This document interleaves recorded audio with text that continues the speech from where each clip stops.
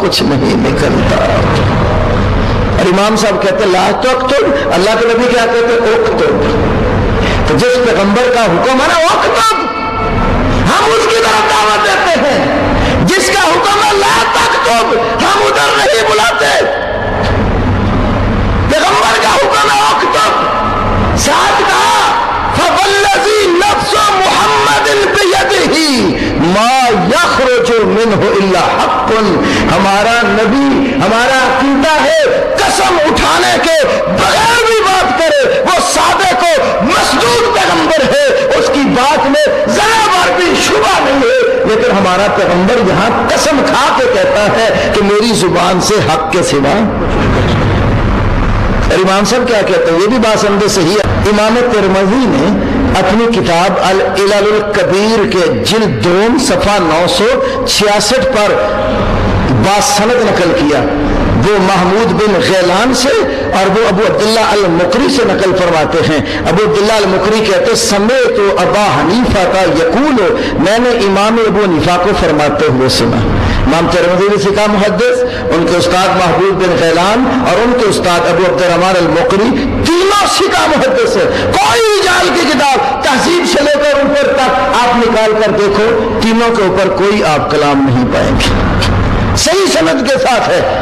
اور جس طرح امام ترمذی نے یہ بات نقل کی جو میں عرض کرنے لگا ہوں، امام ابو احمد الحاکم نے بھی اپنی القناع والاسماء میں، خطیب بغدادی نے تاریخ بغداد کے اندر یہ باسند صحیح جملہ نقل فرمایا ہے، اور امام بخاری کے استاد امام علی ابن الجعد نے اپنی مسند کے اندر بھی یہ باسند صحیح نقل کیا ہے کہ امام ابو حنیفہ رحمت اللہ علیہ فرماتے ہیں آمت ما احدثکم بہی خطاؤن، آمت ما احدثکم بالعموم، جو میں تمہیں بیان کرتا ہوں اس میں خطا غلطی ہوتی ہے، تو اسی لیے میں نے کہا مجھ سے خطائیں ہوتی ہیں، میری بات نہ دکھا کرو۔ نبی پاک نے نہیں فرمایا کہ میرا خطائیں بیان کرتا ہوں تو اس لیے تم نہ لکھو۔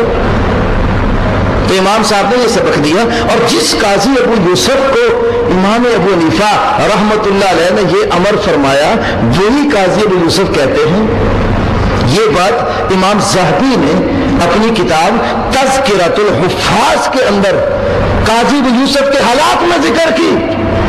امام قاضی ابو یوسف اپنی وفات سے 3 دن پہلے یہ کہتے ہیں کلما افتیت فقد رجعت عنہ الا ما وافق الکتاب والسنہ۔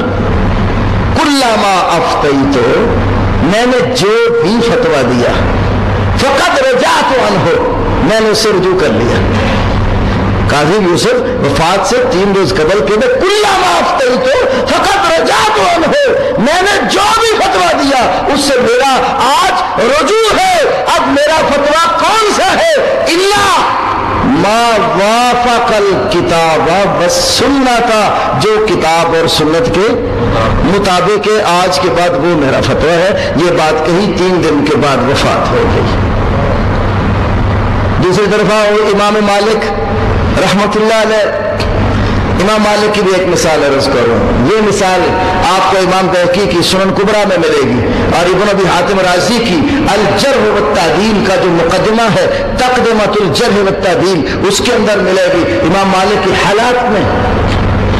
بہت مشہور مسئلہ ہے، کئی دفعہ میں نے عرض کیا، یہ جو ہاتھ کی چھوٹی انگلی ہے، جب وضو کرے نا تو پاؤں کی انگلیوں کے درمیان اس کے ساتھ خلال کرنا بظاہر کوئی بہت بڑا مسئلہ فقہی نہیں لگتا۔ وضو ہر بندہ کرتا ہے، ہر نماز پڑھنے والا وضو کرتا ہے، وضو کرتے ہوئے چھوٹی انگلی کے ساتھ پاؤں کی انگلیوں میں خلال کا مسئلہ امام مالک سے پوچھتے ہیں۔ ان کے شاگرد رشید بہت بڑے مصر کے محدث اور امام عبداللہ ابن وہب رحمہ اللہ، امام عبداللہ بن وہب مصر کے بہت بڑے امام ہیں اور شاگرد ہیں امام مالک کے۔ امام مالک ایک دفعہ مجلس حدیث لگی تھی، ان سے شاگرد نے مسئلہ پوچھا، چھوٹی انگلی سے پاؤں کی انگلیوں میں خلال کرنا صحیح ہے؟ اکثر کہہ رہے تھے، کئی لوگ کہہ دیتے ہیں ہمارے امام تو بہت بڑے متقی پرہیزگار تھے، اتنے بڑے علم والے تھے، انہیں اس حدیث کا نہیں پتا تھا۔ یہ میرے بھائیوں سوائے ایک وہم کے اور اشکال کے اور کچھ نہیں، اس کی کوئی حیثیت نہیں۔ کئی دفعہ یاد رکھو چھوٹے طالب علموں کے پاس علم کی ایسی بات آ جاتی ہے جو بڑے بڑے علماء محدثین کے پاس نہیں ہوتی۔ اور میں پیچھے لے جاؤں آپ کو صحابہ محمد صلی اللہ علیہ وسلم کی طرف، صحیح بخاری کتاب العلم، امام بخاری نے باب باندھا کہ استاد شاگردوں کا ٹیسٹ اور امتحان لینے کے لیے کوئی سوال کرے۔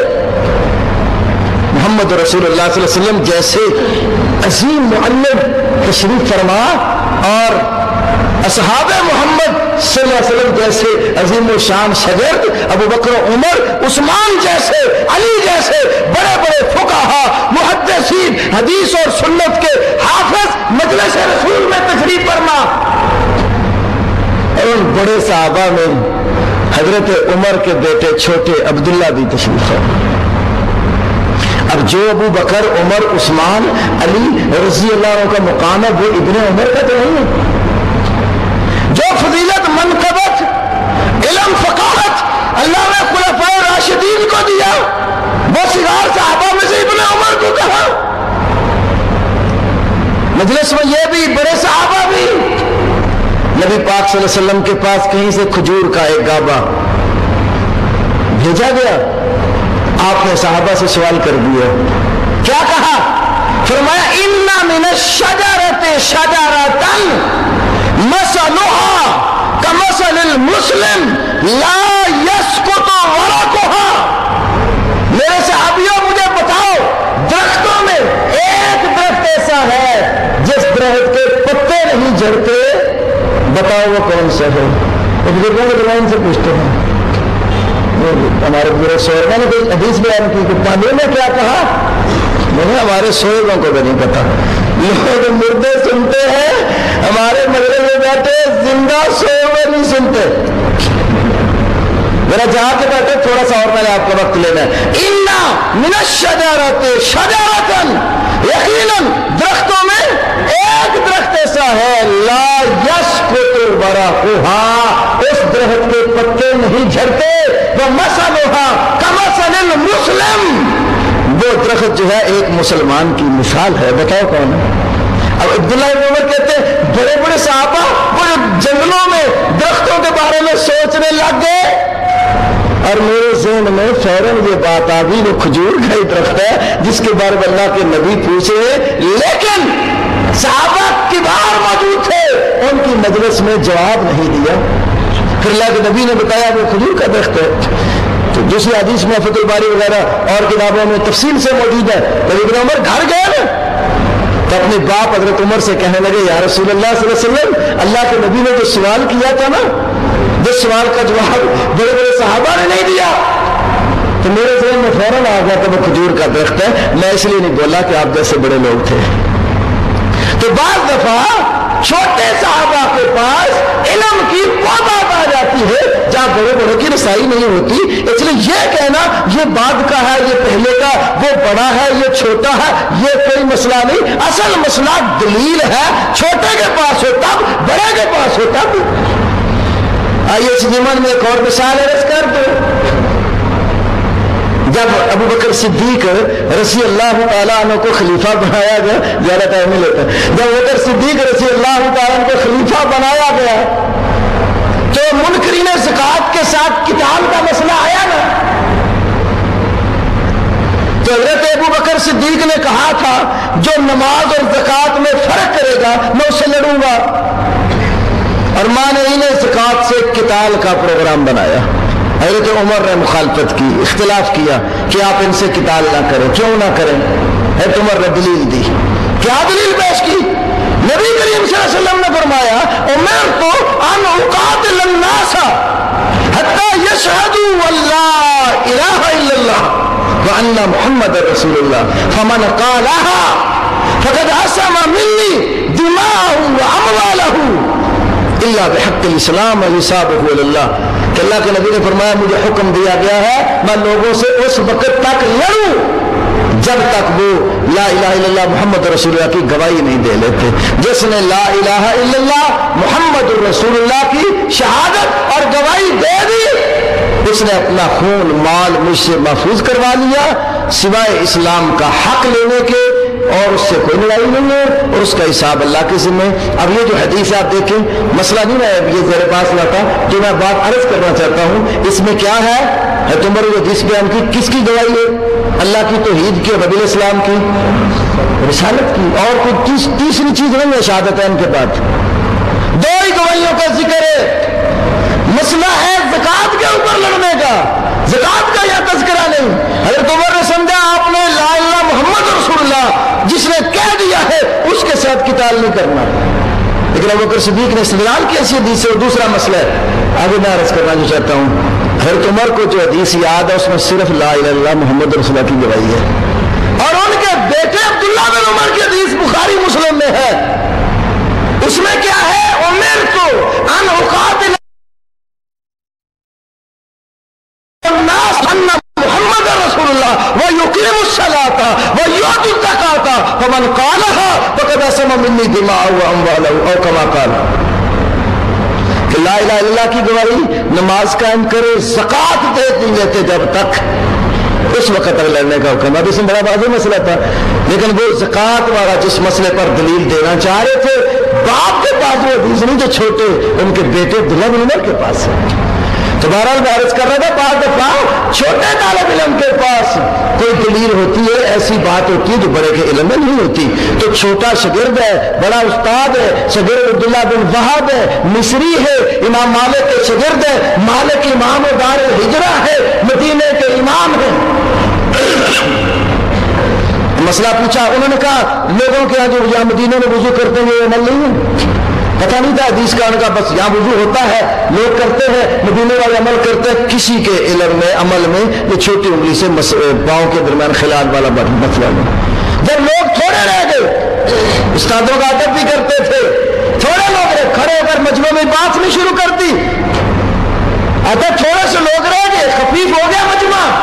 امام مالک سے کہتے ہیں عندنا فی ذالک سنت, شاگرد استاد کو کہتے ہیں عندنا فی ذالک سنت, ہمارے پاس اس مسئلے کی ایک سنت موجود ہے, ایک سنت موجود ہے. امام مالک کہتے بیان کرو. انہوں نے کہا مجھے لیث بن سعد نے, عمر بن حریث نے اور عبداللہ ابن لہیہ نے حدیث بیان کی. تینوں ان کے استاد, اور یہ تینوں نے بسری. اور آگے بات سمجھ, شداد بن الحاد رضی اللہ عنہ سے نقل کیا کہ شداد بن الحاد رضی اللہ عنہ فرماتے ہیں نبی علیہ السلام نے وضو فرماتے تھے, چھوٹی انگلی کے ساتھ پاؤں کو خلال کرتے تھے. اب یہ صحابی وہ تھے جنہوں نے اللہ کے نبی کو دیکھا اور یہ مصر کے علاقے میں چلے گئے تھے, مدینے والوں کے پاس یہ روایت نہیں تھی. تو جب یہ حدیث بیان کی نا, جس کو شاگرد نے کہا عندنا فی ذالک سنت, ہمارے پاس ایک سنت ہے, تو امام مالک نے سن کر فرمایا ان ھذا الحدیث حسن. اسے یہ حسن اصطلاحی نہیں تھی, حسن جس کو ہم کہتے ہیں یہ بات صحیح ہے, درست ہے, جید ہے, اچھی ہے, حسن ہے, اس معنی میں لغوی معنی ہے. تو ھذا حدیث حسن, یہ حدیث تو بالکل ٹھیک ہے.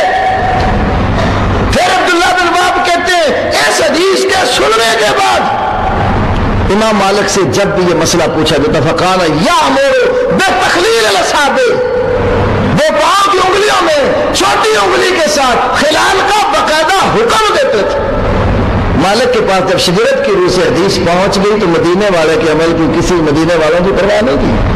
کیونکہ دلیل مکہ مدینے والوں کا عمل نہیں ہے, دلیل اس ہستی کا قول اور عمل ہے جس کو اللہ نے مکہ میں پیدا کیا اور مدینہ طیبہ میں جس کو اللہ تعالیٰ نے مدفون کیا. دلیل تو مکہ مدینے والی ہستی کی ہے, مکہ مدینے والے لوگوں کا عمل دلیل نہیں ہے. تو اس لیے امام مالک نے جب نبی کی حدیث سن لی تو پھر کیوں اس کے بعد مکہ مدینے والوں کی بھی پرواہ نہیں کی. اب یہاں ایک چھوٹی سی بات ضمن آ گئی.